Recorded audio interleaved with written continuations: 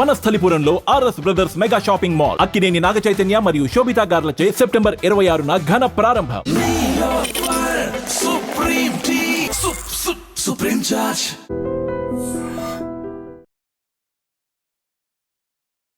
హరిత గారు హాయ్ అండి. హలో నమస్తే అండి. ఇంతకుముందు హరిత హరీష్ పక్క పక్కన విన్నాం, ఇప్పుడు పక్క పక్కన చూస్తున్నాం. సో ఓకే, నైట్ నుంచి ఏం జరిగింది అనేది మాకు తెలియదు. మాకు ఫస్ట్ ఆఫ్ ఆల్ అది రివీల్ చేయండి. వచ్చినండి మీ ఏం జరిగింది?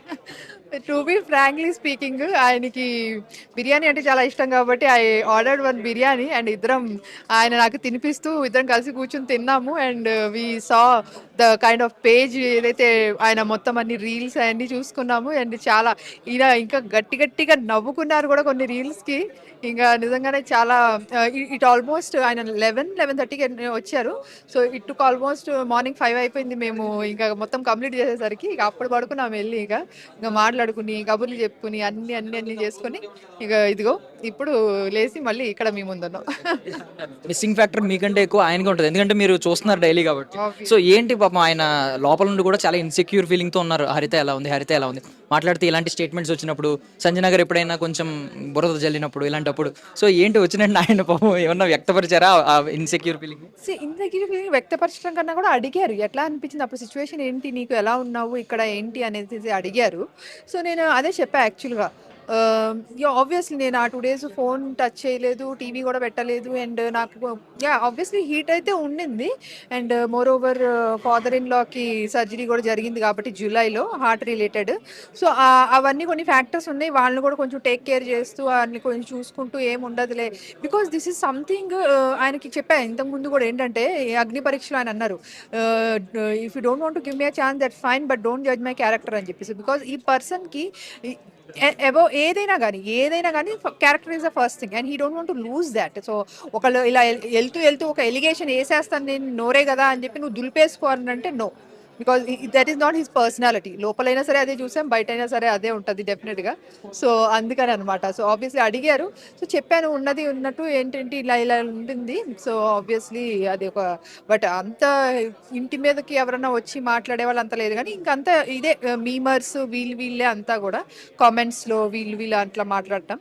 సో అది కొంచెం ఉండింది హీట్ అని చెప్పేసి. మీరు ఒక స్టేట్మెంట్ అన్నారు ఇప్పుడు, ఆయన అగ్ని పరీక్షలో చెప్పింది, నాకు ఛాన్స్ ఇవ్వకపోయినా పర్లేదు, నన్ను బ్యాడ్ చేయొద్దు, నా మీద జడ్జ్ చేయొద్దు నన్ను అని చెప్పి, నా క్యారెక్టర్ని జడ్జ్ చేయొద్దని. సో ఆయన ఎవిక్ట్ అయిపోయినా ఆయన పెద్ద ఫీలింగ్ ఏముండదు నాకు తెలిసి. బట్ మీ ఫీలింగ్ ఏంటంటే, మీరు పాపం అనుకుంటారు కదా చాలా చూడాలి, నా హస్బెండ్ అక్కడ దాకా వెళ్ళాలి, టాప్ 5లో ఉండాలి, ఇలాంటివన్నీ, బికాస్ ఆయనకు పొటెన్షియల్ ఉందని ఫస్ట్ నుంచి అందరూ జడ్జ్ చేసింది అది. సో మీకు ఏమన్నా ఎవిక్షన్ మీద డౌట్స్ ఉన్నాయా? నాగార్జున సార్ కూడా అన్నారు, గోల్డెన్ స్టార్ వచ్చి ఆకాశానికి వెళ్ళాల్సిన కంటెస్టెంట్ మీరు అని చెప్పి.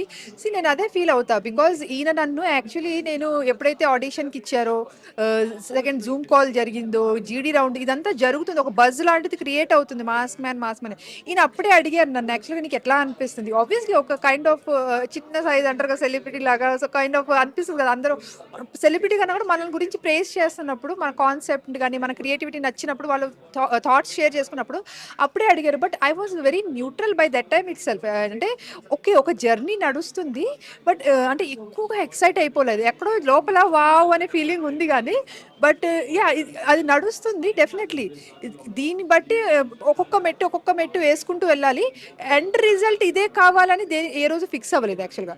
అది వస్తే నిజంగా ఆబ్వియస్లీ చాలా థ్యాంక్ఫుల్ అందరికీ, ఎవరైతే హెల్ప్ చేశారో కానీ, మీలాంటి వాళ్ళు కానీ, సపోర్టర్స్ కానీ ఎవరైతే హెల్ప్ చేశారో నిజంగానే really thankful for that.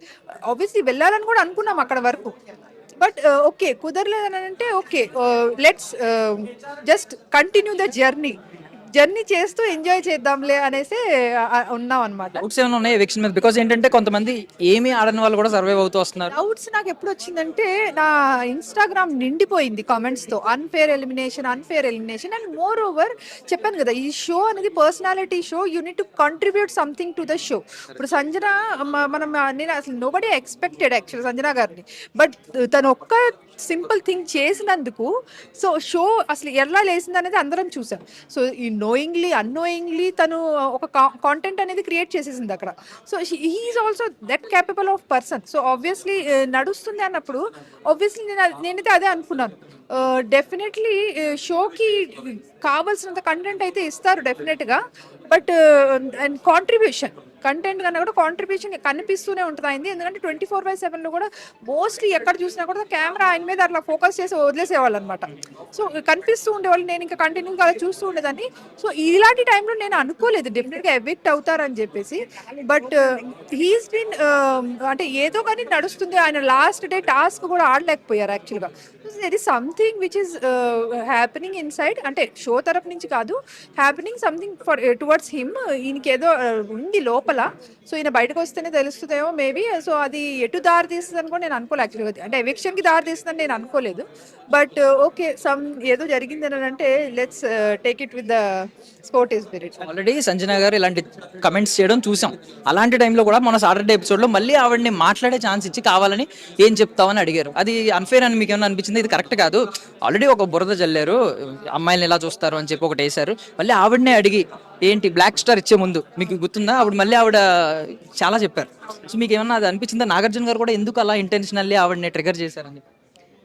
C somewhere అనిపిస్తుంది. బట్ సి ఇప్పుడు అది ఏ ఇంటెన్షన్తో చేస్తున్నారు, ఎందుకంటే అలాగే రాము గారిని కూడా ఏం నెగిటివ్స్ చెప్పమని చెప్పేసి అడిగా. అంటే కుండ బద్దలు కొట్టినట్టు ఫేస్ మీద చెప్పాలి, ఇది నీలో రైట్, నువ్వు you are right in this, you are wrong in this. అదే కదా గేమ్ ఫార్మాట్ అది.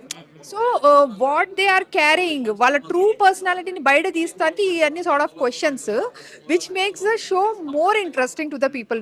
డెఫినెట్లీ అందరూ అంటారు కానీ బిగ్ బాస్ అనే పేరుగా ఉంటుంది కానీ డెఫినెట్లీ గొడవల షో అని చెప్పేసి అంటారు అందరూ డెఫినెట్గా. So it's a format, show ఫార్మాటే అది. ఇంకా ఆ పర్సనాలిటీ నువ్వు గొడవలు పడి బయటికి నువ్వు సాధిస్తావా, లేకపోతే నీ కూల్ అండ్ కామ్ కంపోజ్ అయితే వెళ్ళదనుకో డెఫినెట్గా. బట్ ఇట్స్ డిపెండ్స్ అనమాట. సో ఆబ్వియస్లీ అది అడిగారు అని అంటే so to bring out the true nature of that person అనేది ఫార్మాట్ లో ఉంటుంది. చాలా స్పోర్టివ్ గా తీసుకున్నారని నచ్చింది. బట్ థింగ్ ఏంటంటే హరీష్ గారు ఎలాగో మీ హీరో, ఫస్ట్ ఆఫ్ ఆల్ ఎలాగో బయటకు వచ్చారు కాబట్టి మరి ఇంకా టాప్ 5 ఏం చెప్తారు? టాప్ 5 ఇప్పుడు that's what it is. Because ఇప్పుడు వైట్ మాస్క్, బ్లాక్ మాస్క్ అన్ని కూడా ఇచ్చేసి వచ్చారు already. So but still to be frank, వాళ్ళు ఇంకా full potential, full true colours బయట పడలేదనేసి చెప్తున్నాను. ఇంకా ఇప్పుడు 2.0 కూడా సమ్ లాంచ్ ఏదో ఉందని వింటున్నాను నేను. సో అది కూడా వచ్చినాక మేబీ అప్పుడు జడ్జ్ చేస్తే బాగుంటుందేమో టాప్ 5 అని చెప్పేసి అని అనుకుంటున్నాను నేను. అది సో మాస్క్ మ్యాన్ అని పేరు పెట్టుకుని మీ హస్బెండ్ మాత్రం మాస్క్ లేకుండా ఆడారు. అది ఆడడం నెగిటివ్ అయిందని మీ ఫీలింగ్? అంతే.